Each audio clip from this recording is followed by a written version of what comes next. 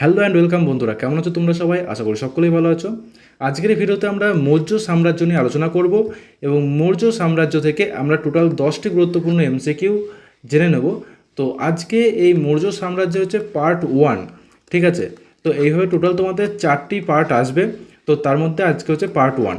তো পার্ট 1-এ আমরা 10টি প্রশ্ন আলোচনা করছি, যা তোমাদের রেলওয়ে গ্রুপ ডি, এনটিপিসি, ঠিক আছে, তাছাড়া এসএসসি সিজিএল, সিএইচএসএল, এমটিএস, এছাড়াও বিভিন্ন স্টেট গভর্নমেন্ট হোক বা সেন্ট্রাল গভর্নমেন্ট হোক, প্রত্যেকটা এক্সামের জন্য খুবই গুরুত্বপূর্ণ ভূমিকা পালন করবে জেনারেল অ্যাওয়ারনেস সেকশনে। তো চলো শুরু করা যাক আজকে এই ভিডিওর প্রথম প্রশ্ন। একের প্রশ্ন, মৌর্য সাম্রাজ্যের প্রতিষ্ঠাতা কে ছিলেন? Option A Ashoka, option B Bindusara, option C Chandragupta Maurya, option D Dhanananda. Answer কি হবে? এর অ্যান্সার হবে চন্দ্রগুপ্ত মৌর্য, অপশন সি। চন্দ্রগুপ্ত মৌর্য 322 খ্রিস্টপূর্বাব্দে নন্দবংশের শেষ রাজা, কি নাম তার? ধনানন্দ, তাকে হারিয়ে এই মৌর্য সাম্রাজ্যের প্রতিষ্ঠা করেন। দ্বিতীয় প্রশ্ন, চন্দ্রগুপ্ত মৌর্যের প্রধান উপদেষ্টা কে ছিলেন?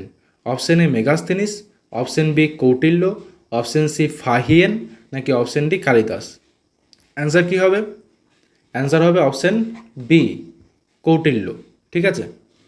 কৌটিল্য, যাকে আমরা কী নামে চিনি? চাণক্য, ঠিক আছে, যাকে আমরা চাণক্য নামেও চিনি। তিনি একজন প্রাচীন ভারতীয় পণ্ডিত, দার্শনিক এবং রাজকীয় উপদেষ্টা ছিলেন, এবং ইনিই ছিলেন হচ্ছে চন্দ্রগুপ্ত মৌর্যের প্রধান উপদেষ্টা। তৃতীয় প্রশ্ন, কৌটিল্যের অপর নাম কি? Option A Nagarjuna, option B Vishakhadatta, option C Vishnugupta, নাকি অপশন ডি পতঞ্জলি। অ্যান্সার কি হবে? অ্যান্সার হবে অপশন সি বিষ্ণুগুপ্ত, ঠিক আছে। চাণক্যকে তার গোত্র নাম কৌটিল্য এবং পিতার দেওয়া নাম হচ্ছে বিষ্ণুগুপ্ত হিসাবেও চিহ্নিত করা হয়। চারের প্রশ্ন, অর্থশাস্ত্র গ্রন্থের রচয়িতাকে? Option A Ashoka, option B Megasthenes, option C Kautilya, option D Banabhatta. এর অ্যান্সার কী হবে? এর অ্যান্সার হবে অপশন সি কৌটিল্য। অর্থশাস্ত্র হলো রাষ্ট্রবিজ্ঞান, অর্থনীতি এবং সামরিক কৌশল ও প্রশাসন সম্পর্কিত একটি প্রাচীন ভারতীয় গ্রন্থ, ঠিক আছে, এবং এটি মৌর্য যুগের সমাজ এবং শাসন ব্যবস্থা সম্পর্কে এখান থেকে জানা যায়। পাঁচের প্রশ্ন, মৌর্য সাম্রাজ্যের রাজধানী কোথায় ছিল? Option A Ujjayini, option B Takshashila, option C Pataliputra, option D Kaushambi. Answer কী হবে? অ্যান্সার হবে অপশন সি পাটলিপুত্র, ঠিক আছে। পাটলিপুত্র, যা বিহারের পাটনা বর্তমানে, ঠিক আছে।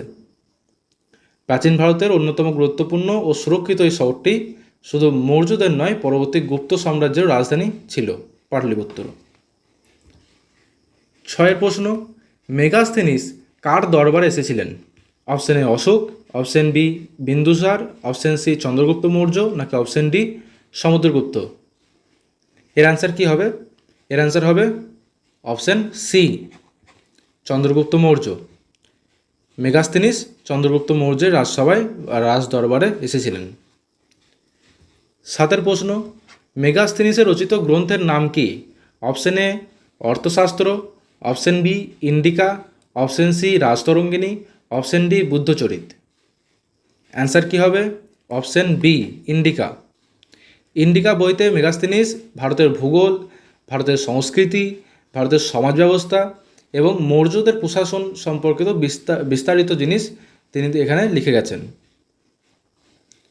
আটের প্রশ্ন, চন্দ্রগুপ্ত মৌর্য কোন বংশকে পরাজিত করে ক্ষমতায় আসেন? অপশন এ শুঙ্গ বংশ, অপশন বি নন্দ বংশ, অপশন সি গুপ্ত বংশ, নাকি অপশন ডি সাতবাহন বংশ। অ্যান্সার কী হবে? অপশন বি নন্দ বংশ। এবং নন্দ বংশের শেষ রাজা কে ছিল? ধননন্দ, ঠিক আছে। তাকে পরাজিত করে চন্দ্রগুপ্ত মৌর্য মৌর্য সাম্রাজ্য প্রতিষ্ঠা করেছিলেন। নয়ের দাগের প্রশ্ন, চন্দ্রগুপ্ত মৌর্যের উত্তরসূরি ছিলেন কে? Option A Ashoka, option B Dasharatha, option C Bindusara, option D Brihadratha. এর অ্যান্সার কী হবে? এর অ্যান্সার হবে বিন্দুসার। Option C Bindusara. বিন্দুসারের পুত্র কে ছিলেন? Option A Brihadratha, option B Ashoka, option C Dasharatha, নাকি অপশন ডি সম্প্রতি? অ্যান্সার কি হবে? অ্যান্সার হবে অপশন বি অশোক। সম্রাট অশোক ছিলেন মৌর্য রাজবংশের অন্যতম শ্রেষ্ঠ একজন শাসক ছিলেন। আর ভয়াবহ যে কলিঙ্গ যুদ্ধ, সেটাই সম্রাট অশোকের সময়তেই হয়েছিল, ঠিক আছে। এবং এই কলিঙ্গ যুদ্ধের পরেই এই সম্রাট অশোক কী করেন না, অহিংসা ও শান্তির বাণী প্রচার করেছিলেন, ঠিক আছে। তো বিন্দুসারের পুত্র হচ্ছে অশোক। তো এই ছিল টোটাল আমাদের 10টি প্রশ্ন মৌর্য সাম্রাজ্য থেকে। তো কার কতগুলো কোশ্চেন সঠিক হলো অবশ্যই নিচে কমেন্ট সেকশনে জানাবে। আর ভিডিওটি ভালো লাগলে অবশ্যই একটা লাইক করবে। सुबह सुबह सुबह सुबह